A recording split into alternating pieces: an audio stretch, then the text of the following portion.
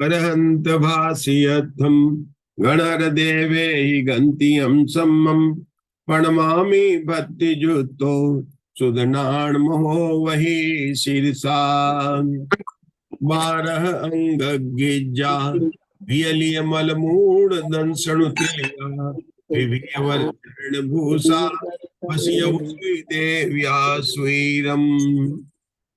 14 प्रकीर्णक में दूसरे प्रकीर्णक चतुर्वंशंती स्तवन और तीसरा वंदना नाम के प्रकीर्णक, इन दोनों को के संबंध में जो यहाँ पर नाम स्थापना द्रव्य और भाव से जो विवक्षा आई है उसका हम यहाँ पर विशेष रूप से मिलान करते, जिनवाणी में मिलान करते हुए अष्ट पहाड़ ग्रंथ के बोध पहाड़ की गाथा के आधार पर इस विषय को समझ रहे हैं।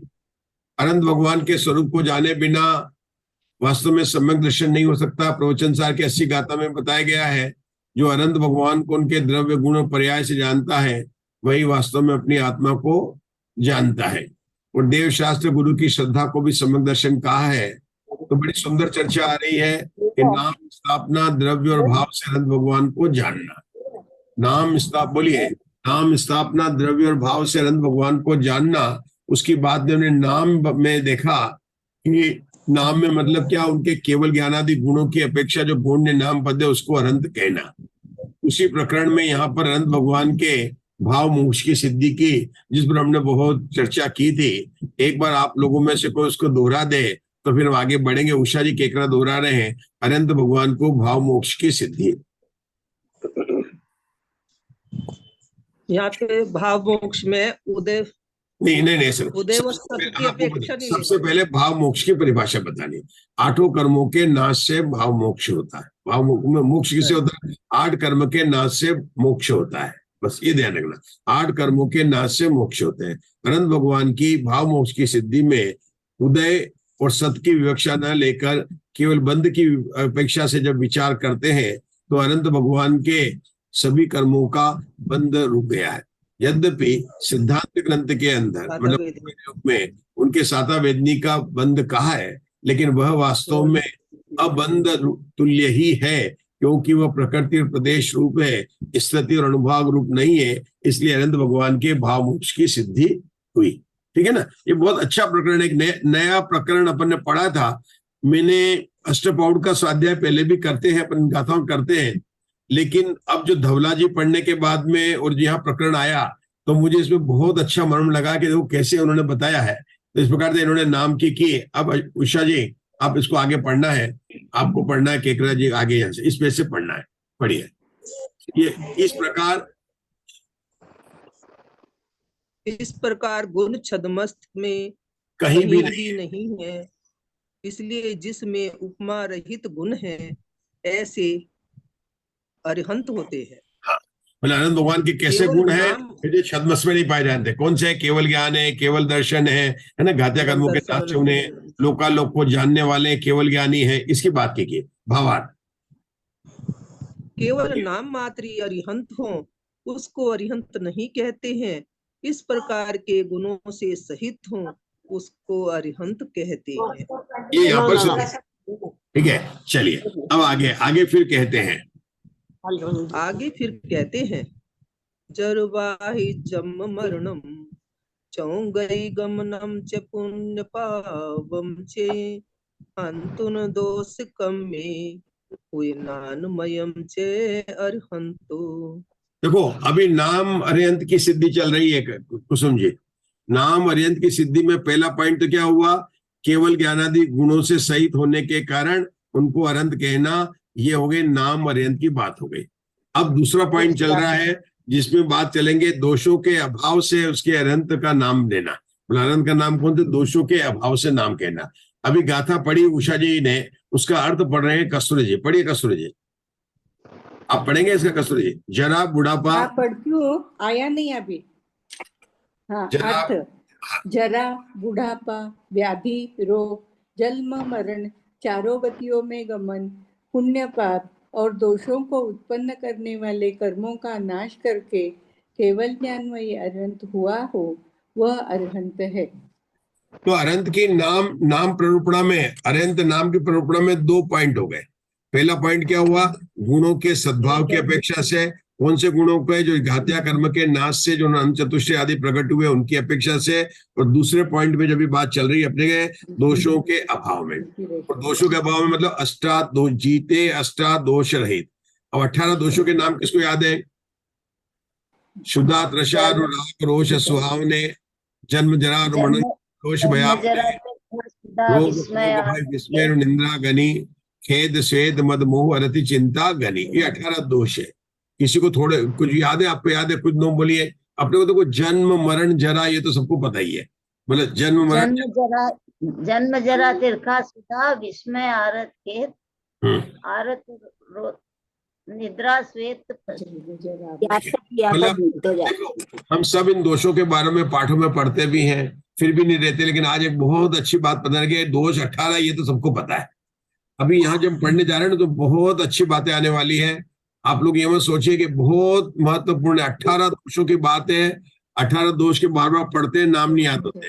यहाँ बोलते हैं कि 11 दोष तो किसके कारण है? अघाती कर्म के कारण नहीं। घाती कर्म के कारण कितने और अघाती कर्म के कारण कितने दोष है, ये बात यहाँ पर बता रहे हैं। देखिए आप देखो, यहाँ पढ़ेंगे, कौन पढ़ेगा? ये पढ़िए। हाँ, पहली गाथा में तो गुणों के सद्भाव से अरहंत नाम कहा, और इस गाथा में दोषों के अभाव से अरहंत नाम कहा। राग द्वेष मद मोह अरति चिंता भय निद्रा विषाद खेद और विस्मय, ये 11 दोष तो घाती कर्म के उदय से होते हैं। और क्षुधा तृषा जन्म जरा मरण रोग और स्वेद, ये 7 दोष अघाती कर्मों के उदय से होते हैं। इस गाथा में कुछ मत डालिए मेरे में। इस गाथा में म्यूट कीजिए, उर्मिल जी म्यूट कर लीजिए। इस गाथा में जरा रोग जन्म मरण और 4 गतियों में गमन का अभाव करने से तो अघातिया कर्म से हुए दोषों का अभाव जानना, क्योंकि अघाती कर्म में इन दोषों को उत्पन्न करने वाली पाप प्रकृतियों के उदय का अरहंत के अभाव है, और राग दोषादि दोषों का घाती कर्म के अभाव से अभाव है। क्या समझे? 18 दोषों के बारे में क्या बताए यहाँ पर? क्या विशेष बात आई? पहली बात, पॉइंट नंबर 1 कि 11 दोष तो घाती कर्म से है और 7 दोष अघाती कर्म से है। अब कैसे बिना पढ़े बताइए 7 अघाती, किसी अघाती कर्म में क्या होगा? शरीर नाम कर्म का शरीर आदि मिला ना, कर्म 9 कर्म जो घाती कर्म नहीं है। तो आप बता सकते हैं 18 शरीर में शरीर संबंधी जो 7 दोष है वो याद कर लीजिए, तो बाकी के 11 घाती कर्म को हो जाएंगे। मैं बताती हूँ, सरल है। आपके पास में शरीर है। हाँ बताओ। अशर उषा जी केकरा बता रहे हैं। क्षुधा तृषा जन्म जरा मरण रोग और स्वेद। क्यों है ये? कैसे याद करें? आपने सही बताया, पढ़ के बताया, मतलब याद भी होंगे आपको। शरीर संबंधी है। कैसे? भूख प्यास भी शरीर के उससे लगेगी। शरीर का जन्म है, शरीर का बहुत बढ़िया। भूख और प्यास शरीर को लगती है। क्या आत्मा को भूख प्यास लगती है? नहीं लगती है। जन्म किसका होता है? शरीर का। मरण किसका होता है? शरीर का। आत्मा तो कभी मरती नहीं है। बुढ़ापा किसको आता है? शरीर का। रोग किसको होता है? शरीर को। और पसीना किसको आता है? शरीर को। बस बहुत सरल है। उषा जी आपने बताया ना, आपको तो याद हो गए, लेकिन जिसको नहीं भी याद हो उसको कैसे याद करना है? भूख किसको लगती है? शरीर को। प्यास किसको लगती है? शरीर को। 2 हो गए, भूख प्यास। अब क्या बताएंगे? जन्म किसका होता है? जानता है? आत्मा तो नहीं जानता है। मरण किसका होता है? आत्मा का होता है? क्या आत्मा का तो नहीं मरण होता है? क्या बुढ़ापा आत्मा को आता है? क्या आत्मा बुढ़ापा नहीं आता? पसीना किसको आता है? क्या आत्मा को नहीं आता? ये सारे के सारे क्या हो गए? 7 दोष हो गए। किसके कारण हो गए? और बाकी के दोष, तो बाकी के दोष घाती कर्म है तो उसमें सब आ जाएंगे। मोह राग द्वेष रति चिंता भय, नो कषाय भी है तो उसमें बांट सकते हैं। भय नो उस बांट सकते हैं। नो कषाय वाले अलग हैं ये, लेकिन वो सब जो है घातिया कर्मों के क्षय वाली बात यहाँ पर आ गई है। ठीक है ना? एक बात है, निंद्रा को इन्होंने घाती कर्म में ले लिया है। कभी कभी हम बोलते हैं नींद शरीर को आती है, लेकिन चूंकि दर्शनावणी कर्म में निंद्रा का भेद है, इसलिए उन्होंने 11 में निंद्रा गिनाए हैं। कभी आप चाहें तो ये भी कर सकते हैं, शरीर को नींद आती तो इसको इस ग्रुप में भी ला सकते थे, लेकिन उन्होंने क्यों कहा, इन्होंने यहाँ पर भेद किया घाती कर्म की अपेक्षा और अघाती कर्म की अपेक्षा। अगर साधारण किसी को नहीं पता घाती कर्म के, तो ये 7 के साथ में निंद्रा इधर ले लें, तो वो सब शरीर के संबंध, नींद भी, आत्मा तो सोता नहीं है, तो शरीर ही सोता है। इस प्रकार से दोनों प्रकार से विवक्षा कर सकते बेसुध तो आत्मा ही होता है, होश सवास तो आत्मा को नित्य आत्मा का ही घात होता है निद्रा में। हैं। सभी का घात, वो तो बात सही है ना। हमेशा, अब जब तक अपन ने आत्मा को नहीं देखा और आपने खाया, मैंने बताया ना कि यहाँ घाती अघाती की, जैसे आपने बताया बिल्कुल सही है, 11 और 7 उन्होंने बता दिया। मैंने सिर्फ आपका ध्यान दिलाया कि उन 11 के अंदर निंद्रा भी है, और निंद्रा जो है कौन से कर्म की अपेक्षा से है, वो है दर्शनावली कर्म से, है ना। राग देश मद मोह अरति चिंता भय, ये सब तो मोहनी कर्म की भी है ना। विषाद खेद और विस्मय, ये सब तो है। इसके अंदर केवल जो ये निंद्रा है, ये दर्शनावली कर्म, ठीक है ना, दर्शनावली कर्म का। तो ज्ञान और दर्शन वास्तव में तो कोई दोष हो नहीं सकते, तो उनका लिया ही नहीं है, तो इसलिए उन्होंने ये बताया। चले आगे पढ़िए। हाँ, अब कौन पढ़ेंगे? कुसुम जी पढ़िए। यहाँ कोई पूछे, यहाँ कोई पूछे, अर्यंत को मरण का और पुण्य का अभाव कहा। मोक्ष गमन होना यह मरण अर्यंत के है, और पुण्य प्रगतियों का उदय पाया जाता है, उनका अभाव कैसे? चूंकि आपने बोला कि आनंद भगवान 18 दोषों से है, अभी तो संसार में है, और वो देह का त्याग करेंगे तभी मोक्ष में जाएंगे, तो उनकी तो मरण कहाँ गया है? मैंने शंका करने का प्रश्न पूछा। अभी भी आपने बताया कि जो अनंत भगवान के जन्म मरण आदि दोषों से रहित है, और आपने बताया कि आत्मा मरती है, लेकिन अनंत भगवान का तो भाई अभी शरीर है, उसका मरण होने वाला है, तो उसके बाद शंकाकार ने प्रश्न पूछा, उसका समाधान, और उनकी पुण्य प्रकृति में पाई जाती है। हाँ बोलो। यह मरण होकर, यहाँ कोई पूछे अर्यंत के मरण का और ये आपने पढ़ लिया, उसका समाधान। यहाँ मरण होकर फिर संसार में जन्म हो, इस प्रकार के मरण की अपेक्षा यह कथन है। इस प्रकार मरण अर्हंत के नहीं है। उसी प्रकार जो पुण्य प्रकृति का उदय पाप प्रकृति सापेक्ष करे, इस प्रकार पुण्य के उदय का अभाव जानना, अथवा बंध अपेक्षा पुण्य का भी बंध नहीं है। साता वेदनी बंधे, वह स्थिति अनुभाग बिना बंध तुल्य ही है। प्रश्न, केवली के असाता वेदनी का उदय भी सिद्धांत ने कहा है, उसकी प्रवृत्ति कैसे है? उत्तर, इस प्रकार जो असाता का अत्यंत मंद, बिल्कुल मंद अनुभाव उदय है, और साता का अति तीव्र अनुभाव उदय है, उसके वश से असाता कुछ बाह्य कार्य करने में समर्थ नहीं है, सूक्ष्म उदय देकर खिल जाता है, तथा संक्रमण रूप होकर साता रूप हो जाता है। इस प्रकार जानना। इस प्रकार अनंत चतुष्टय सहित सर्व दोष रहित सर्वज्ञ वीतराग हो, उसको नाम से अर्हंत कहते हैं। देखो आ गया, अनंत चतुष्टय सहित अष्टादश दोष रहित ही अनंत भगवान नाम अनंत है। नाम अनंत क्या बोले यहाँ पर? नाम अनंत बताया, मतलब जो अपन नाम निक्षेप बोल रहे थे नहीं थे। अब आप बताओ कि अब किसका नंबर आएगा? स्थापना अनंत। किसका नंबर आएगा? स्थापना अनंत। अभी तक अपन स्थापना अनंत किसको समझ रहे थे? भगवान की मूर्ति में स्थापना कर देना, उसको स्थापना अनंत कहते हैं। अब यहाँ पर स्थापना अनंत निश्चय से किसको कह रहे मालूम है? बहुत आश्चर्य की बात है। गुण स्थान और मार्गणों में जो अपन ने दूसरी पुस्तक में आलाप पढ़े, वो स्थापना अनंत है। मतलब अनंत भगवान के 13वें और 14 गुण स्थान होता है, अंतिम 2 गुणस्थान है ना। तो 2 गुणस्थान जो है अनंत भगवान के होते हुए क्या हो गए? स्थापना अनंत हो रहे हैं। ये स्थापना अनंत की बात यहाँ पर पढ़ रहे हैं। अभी किसने ने पढ़ा? आशा बहन आपने नहीं पढ़ा? पढ़ा, आपने पढ़ लिया। कौन रह गया अभी? कोई राजू जी भी नहीं है, कमलेश जी भी नहीं है, उर्मिला जी भी नहीं है। पढ़ो पढ़ो आशा बहन, पढ़ो फिर आगे। हाँ पढ़ो। गुणठान मग्गण, बोलो। गुणठाण मग्गणे ये पज्जति पाण जीव ठाणे ठावण पंच विहेयी प्रणयवारह पुरीसस। गुणस्थान गुण स्थान, मार्गणा स्थान, पर्याप्ति, प्राण और जीव स्थान, इन 5 प्रकार से अरिहंत पुरुष की स्थापना प्राप्त करना अथवा उसको प्रणाम करना चाहिए। कहाँ पर आ गया? कितने नाम आ गए यहाँ पर? अपन ने 20 प्ररूपणा के नाम सुने थे। पहले क्या था?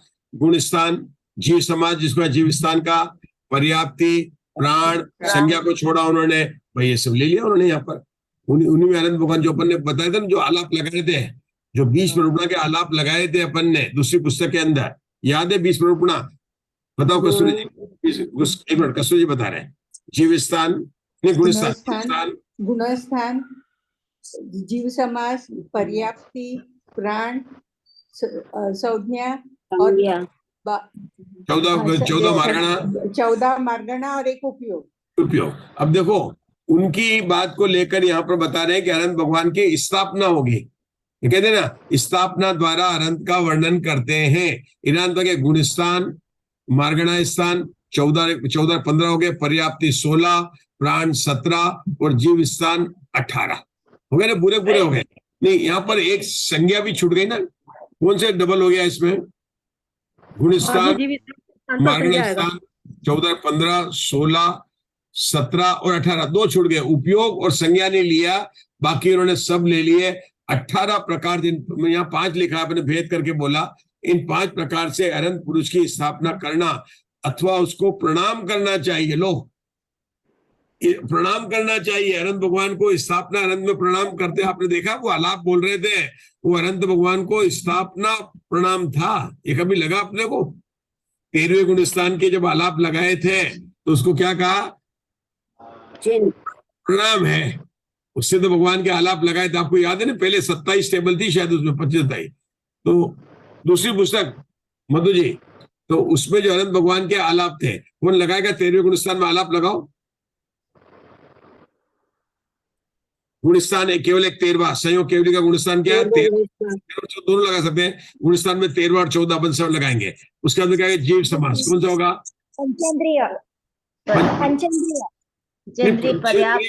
पर्याप्त बोलना पड़ेगा आपको। जीव समास में पर्याप्त और दोनों, और अनंत भगवान ले रहे 13वें में है, तो किसी अपेक्षा उसको पर्याप्त का, लेकिन पंचेंद्रिय पर्याप्त तो बोलना ही पड़ेगा उनको, ठीक है ना? अपन जो अपेक्षा पर्याप्त भी कहेंगे, हाँ, इसलिए तो जीव समाज में पंचेंद्रिय, जो अपना समास है ना, पंचेंद्रिय संगी वाला, वो वाला समास आ गया। अच्छा, उसके आगे कौन सा आ गया? पर्याप्ति में पर्याप्ति पूर्ण है। पर्याप्ति उनकी पूर्ण ही कहेंगे, उदाहरण शरीर की अपेक्षा से पर्याप्ति पूर्ण ही कहेंगे। वो अपन वहां पर उसकी नहीं लेते, तो पर्याप्ति पूर्ण कहेंगे। आगे क्या लेंगे? पर्याप्ति प्राण। कितने प्राण लेंगे? 4 प्राण। कौन से? बोले उषा जी के करा 4 प्राण। आहार, अरे नहीं, शरीर, नहीं, पर्याप्ति बोल रहे हैं। इंद्रिय, बल, आयु, ये 4 कहाँ इंद्रिय होंगे? भगवान, अनंत भगवान की कहाँ आप ले रहे हैं? गलती कर रहे हैं। नहीं, मन वचन का बल नहीं लगेंगे तीनों। मन से काम लेते नहीं। संगी मार्गणा के 112 गुण स्थान है। वचन, काय, श्वास और आयु। काय और वचन, बल, आयु, श्वास। वचन, काय, श्वास और आयु। बहुत बढ़िया। काय बल प्राण, वचन बल प्राण उनके होती है, आयु और श्वासोच्छ्वास, ये अनंत भगवान के 4 प्राण होते हैं। भूलना नहीं है अपने को, है ना? कहाँ अपन पहुंच गए थे? और पर्याप्ति में लेंगे तो 6 पर्याप्ति जो आप बोल रहे थे हो गए थे। अब मार्गणा में गति मार्गणा, मनुष्य गति, बहुत बढ़िया। मार्गणा, पंचेंद्रिय, बहुत बढ़िया। पंचेंद्रिय, इंद्रिय। काय मार्गणा से उदारिक का योग है, उदारिक मिश्र का योग है। 7 वेद लेने पड़ेंगे उनके। काय मार्गणा के जो 7 वेद है, 7 योग बताने पड़ेंगे 15 में से 7 बताएंगे। तो अनुभव वचन योग भी है उनके काय मार्गणा से। नहीं, काय मार्गणा से योग मार्गणा में चले गए अपन चले गए योग मार्गणा में। कभी काय मार्गणा में तो त्रस ही कहना पड़ेगा, एक ही कहना पड़ेगा, त्रस कहेंगे। गति काय योग मार्गणा में अपन बोल रहे थे, उनके 7 बन जाएंगे, है ना?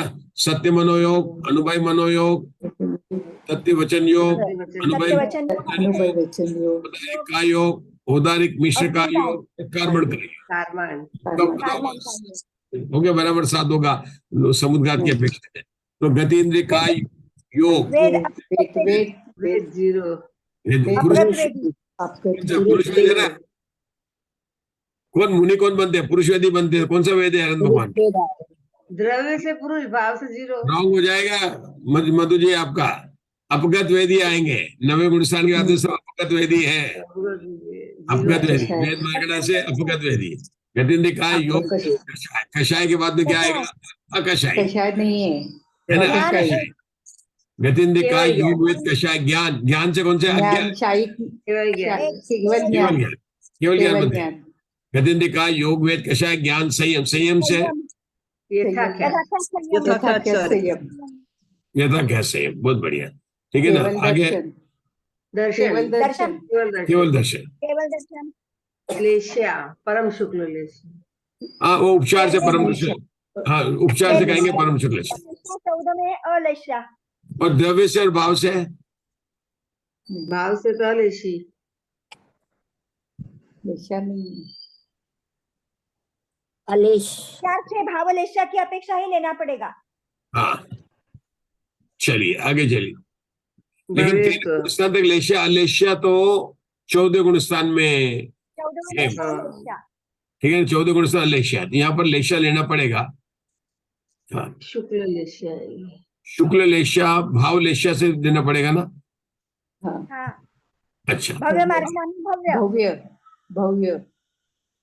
अभी अनंत भगवान को भव्य में लेने का, ठीक है। हाँ, आगे। शाही सम्यकत्व। हाँ, बहुत बढ़िया, आगे। संज्ञा नहीं है, संज्ञी नहीं है, संज्ञा सबनी से अनुसंगी। हाँ, तो नेव संगी, नेव संगी, संगी असंगी से पार। आगे कौन सा आ गया? आहारक अनारक दोनों। आहारक अनारक दोनों लेने पड़ेंगे, कि समुद्गात की अपेक्षा से उनका अनारक घटित हो जाएगा। तो ये बातें अगर अपन देखेंगे तो ये बातें देखो, ये अपन देते धवला जी में पढ़ रहे थे, और उषा जी ये अष्टपौड़ में लग रही। क्या अष्टपौड़ के स्वाध्याय में कोई इस तरह से बात करेगा? यहाँ तो लिखा है, यहाँ तो लिखा है ना पूरा का पूरा।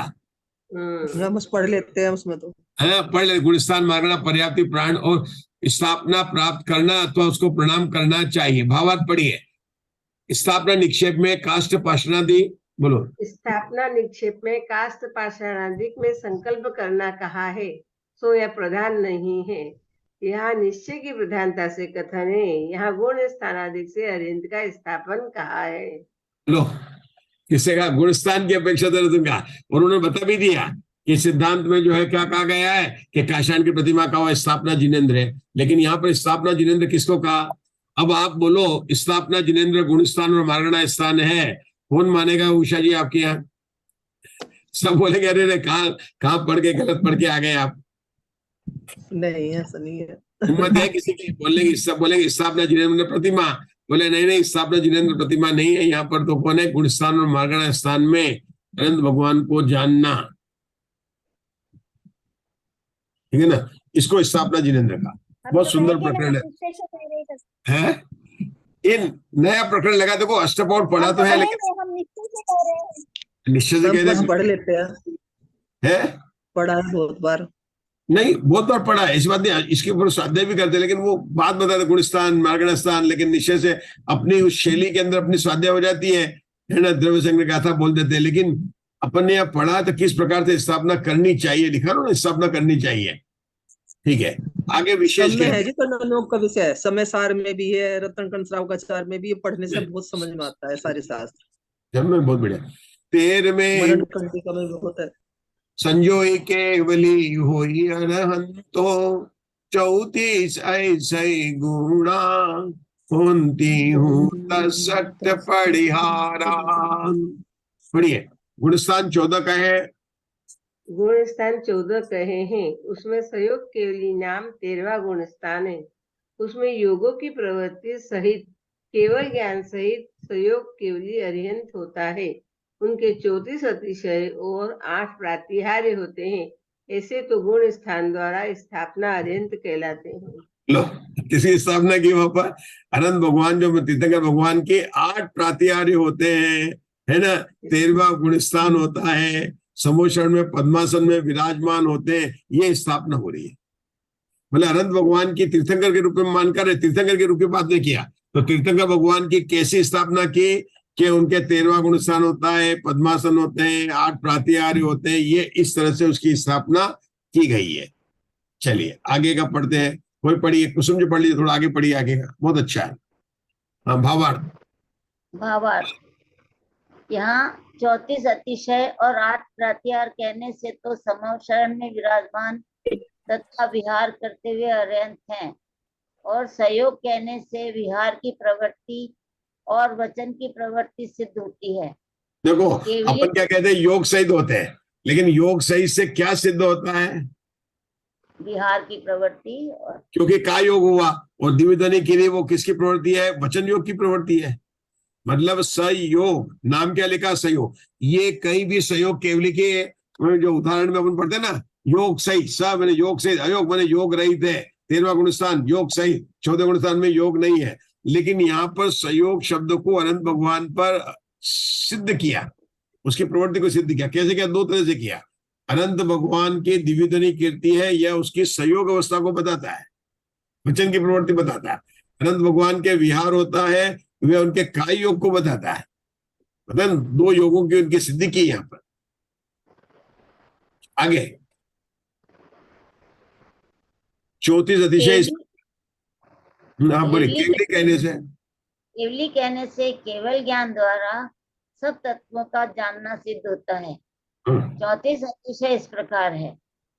जन्म से प्रकट होने वाले 10, मलमूत्र का अभाव, पसेव का अभाव, धवल रुधिर होना, समचतुर संस्थान, वज्र वृषभ नाराज सहनन, सुंदर रूप, सुगंध शरीर, शुभ लक्षण होना, अनंत बल, मधुर वचन, इस प्रकार 10 होते हैं।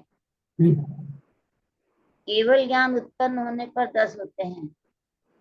उपसर्ग का अभाव, अदया का अभाव, शरीर की छाया न पड़ना, चतुर्मुख दिखना, सब विद्याओं का स्वामित्व, नेत्रों के पलक न गिरना, शत योजन सुभिक्षता, आकाश गमन, कवलाहार नहीं होना, नख केशों का नहीं बढ़ना, ऐसे 10 होते हैं। 14 देवकृत होते हैं। सकलार्ध मागधी भाषा, सब जीवों में मैत्री भाव, सब ऋतु के फल फूल फलना, दर्पण समान भूमि, कंटक रहित भूमि, मंद सुगंध पवन, सबके आनंद होना, गंधोदक वृष्टि, पैरों के नीचे कमल रचना, सर्व धान्य निष्पत्ति, 10 दिशाओं का निर्मल होना, देवों के द्वारा आवानन शब्द, धर्म चक्र का आगे चलना, अष्ट मंगल द्रव्यों का आगे चलना। अष्ट मंगल द्रव्यों के नाम: छत्र, ध्वजा, दर्पण, कलश, चामर, भंगार, झारी, ताल, थवना और स्वस्तिक साथिया, अर्थात सुप्रतिष्ठक। ऐसे 8 होते हैं। 3 का स्वस्तिक स्वास्थ्य अपन जानते हैं, उसको सुप्रतिष्ठक एक नाम ये दिया। ताल ठवना, ये ताल ठवना का क्या मतलब होता है? एक ठवना तो अपन जिसमें वो जो धूप के आकार खेने का होता है उसको ठवना बोलते हैं। जो स्थापना करते हैं हैं? उसको बोलते हैं ठोना। हाँ, दिव्य करते हैं। हाँ, यहाँ पर स्थापना वाला। उन्होंने ठवना ठवना लिया, उन्होंने ठवना उसी को कहा उन्होंने, लेकिन यहाँ पर क्या लिखा उन्होंने नाम? ताल, ताल, ताल लिखा है। अब हाँ, ताल शब्द प्रयोग में बोलते हैं पर नहीं बोलते, ठवना तो बोलते हैं उसको। क्या मुग्धा जी आपको पता है ताल और ठवना? नहीं पता। हाँ, ताल अपने को पता नहीं चल रहा। मुझे ठवना अगर लेंगे तो वही लेंगे जिस पर कि अपन वो स्थापना करने के लिए अलग से रखते हैं पूजा के सामने, विसर्जन करते हैं जिस। हाँ, वही होता है अष्टमंगल में। अष्टमंगल में वही होता तो फिर वही है। लेकिन ताल शब्द से कहीं मेरे सुनने में नहीं आया। ठवना तो सुनने में आया है, लेकिन ताल शब्द सुनने में नहीं आया। ठीक है, देखेंगे ताल शब्द का ये अर्थ होता है। अब 8 प्रातिहार्य के नाम कल अपन ने देखे थे, पढ़ लीजिए, यहीं रुकेंगे फिर अपन। 8 प्रात्याहार होते हैं, उनके नाम ये हैं: अशोक वृक्ष, पुष्पवृष्टि, दिव्य ध्वनि, चामर, सिंहासन, भामंडल और दुंदुभि वादित्र और छत्र। ऐसे 8 होते हैं। इस प्रकार गुणस्थान द्वारा अरंत का स्थापना कहा। गुणस्थान के द्वारा अब आगे किसकी करेंगे? जिसके कल करेंगे, मार्गणा स्थान के द्वारा अनंत भगवान की स्थापना करेंगे। मतलब गुणस्थान के द्वारा उनकी की। तो गुणस्थान की में क्या हो गया? 13वां गुणस्थान है तो उन्होंने क्या कर दिया? 8 प्रातिहार्य और 34 अतिशय को भी साथ में ले लिया गुणस्थान के द्वारा। अब मार्गणा में करेंगे क्या होगा, 14 मार्गणाओं को नाम लेकर जो अपन ने बोला ना वह का वही बताएंगे। कल अपन आगे विषय पढ़ेंगे, थोड़ा 2 मिनट में अपन आगे पढ़ लेते हैं। देखो गति इंद्रिय काय, ये बोला गति, इसका सीधा पढ़ना कोई और पढ़। इंद्रियम च हाँ अभी ये गति बताइए, ये तो नाम बता रहे हैं हमारे मधु जी ग्वालियर, बताइए 14 मार्गणा होती है, बोलो बिना देखे। इंद्रिय काय, योग, वेद, कसाय, ज्ञान, संयम, दर्शन, लेशा, भव्य, सम्यक, संगी, आहार, इस प्रकार 14 मार्गणा होती है। चलो अब इसमें देखो क्या लिखा है, यहाँ पर क्या लिखा आगे मधु जी ग्वालियर, अनंत संयोगी अनंत सहयोग केवली को 13वां गुण स्थान है। इसमें मार्गणा लगाते हैं।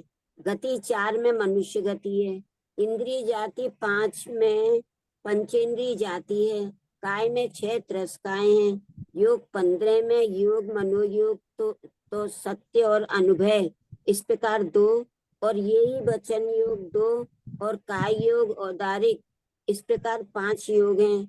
जब समुद्घात करें तब औदारिक मिश्र और कारमाण ये 2 मिलकर 7 योग हैं।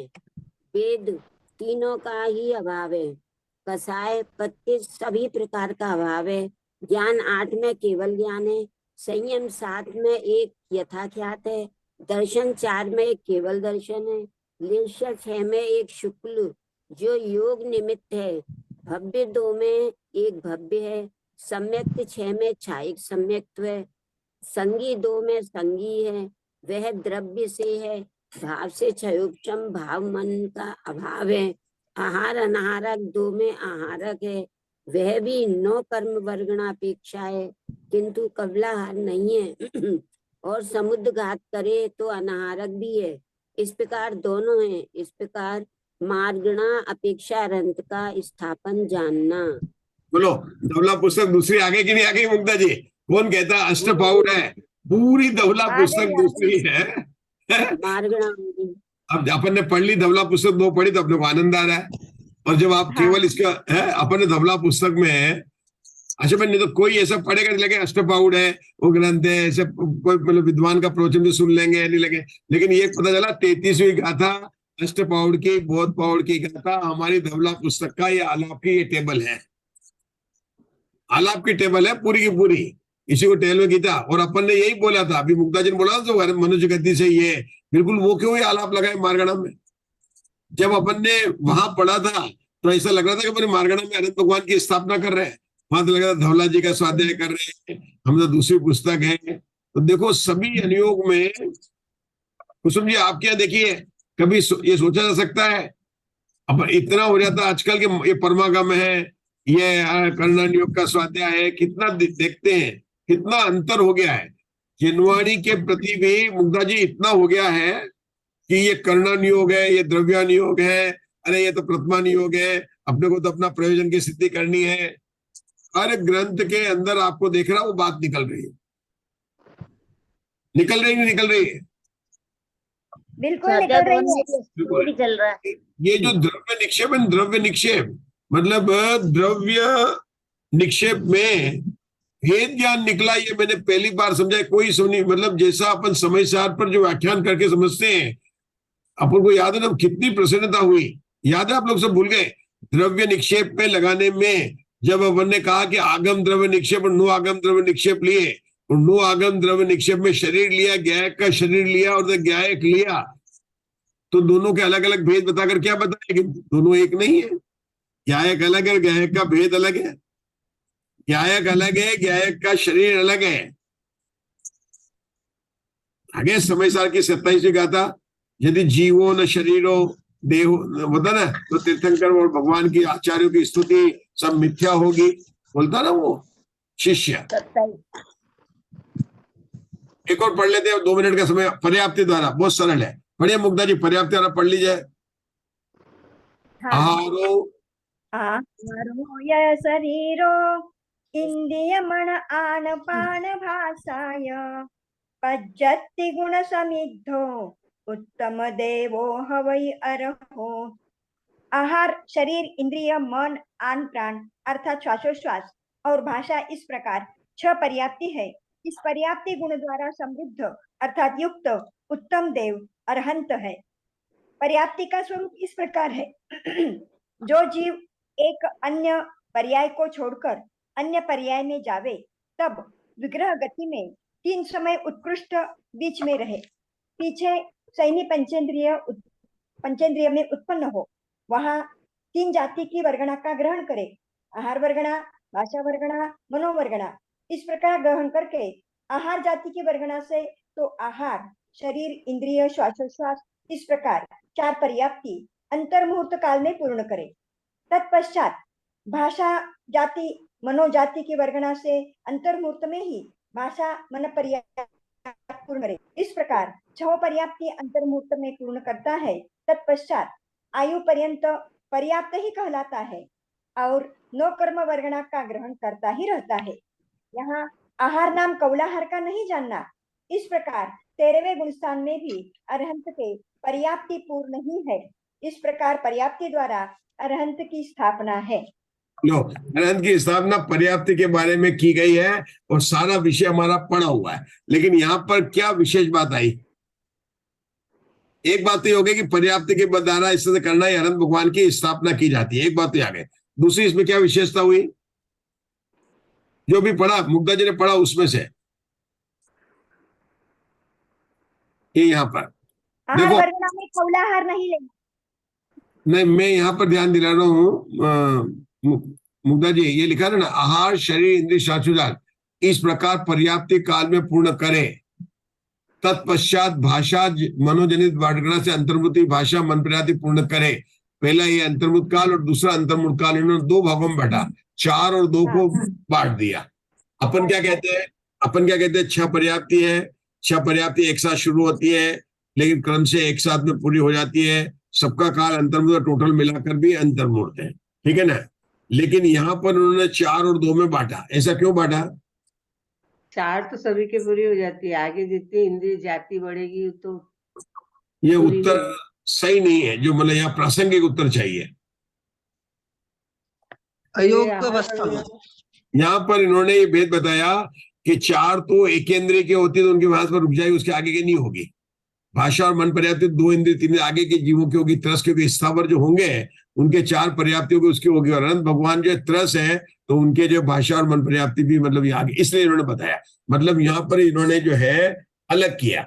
यद्यपि उन चारों का भी अंतर्मुहूर्त है, इनका भी अंतर्मुहूर्त, सब मिलाकर भी अंतर्मुहूर्त है, छोटा मोटा है। पहले मतलब एक के बाद एक के बाद एक के बाद पूरी होगी। लेकिन उन 4 में क्या हुआ कि एकेंद्रिय जीव के जो होते हैं ना, मतलब उनके 4 पर्याप्ति होती है, और बाकी सब जीवों के जो है भाषा और मन पर्याप्ति आगे की होती है, इसलिए उन्होंने अलग कर लिया। मतलब त्रस को, स्थावर को, क्योंकि अनंत भगवान की अपन ने काय मार्गण से कहां पर स्थापना की थी? त्रस में की थी। तो त्रस में स्थापना की, तो उसकी वहां पर फिर एक बात उन्होंने अलग से बता दी कि त्रस में दोनों हो जाएगी, भाषा भी हो जाएगी, मन पर्याप्ति हो जाएगी। ये कि जैसा लिखा है उसको देख के बताने की बात बताए। तत्पश्चात भाषा मन अंतर्मुत काल में मन पर्याप्ति पूर्ण होती है। चलिए, अभी अपना समय हो गया है। विषय मतलब थोड़ा सा लेके कल लेके फिर आगे बढ़ेंगे अपन। किनवाणी स्तुति कर लेते हैं, समय बहुत कम है, 1 मिनट। जावाणी के ज्ञान ते सूझे लो कालो, सोवाणी मस्तक नमो सदा दे तही दो। नमो ओरियंताणम नमो सिद्धाणम नमो आयरणम नमो वज्जाणम नमो लोहि सुबसाणम। नमो ओरियंताणम नमो सिद्धाणम नमो आयरणम नमो वज्जाणम नमो लोहि सुबसाणम। नमो ओरियंताणम नमो सिद्धाणम नमो आयरणम नमो वज्जाणम नमो लोहि सुबसाणम। नमो ओरियंताणम नमो सिद्धाणम नमो आयरणम नमो वज्जाणम नमो लोहि सुबसाणम। नमो ओरियंताणम नमो सिद्धाणम नमो आयरणम नमो वज्जाणम नमो लोहि सुबसाणम। नमो ओरियंताणम नमो सिद्धाणम नमो आयरणम नमो वज्जाणम नमो लोहि सुबसाणम। नमो ओरियंताणम नमो सिद्धाणम नमो आयरणम नमो वज्जाणम नमो लोहि सुबसाणम। नमो ओरियंताणम नमो सिद्धाणम नमो आयरणम नमो वज्जाणम नमो लोहि सुबसाणम। नमो ओरियंताणम नमो सिद्धाणम नमो आयरणम नमो वज्जाणम नमो लोहि सुबसाणम। उनके भगवान की जय हो, की जय हो। सभी को जय जिनेन्द्र। जय जिनेन्द्र। जय जिनेन्द्र सभी को। सभी को जय जिनेन्द्र।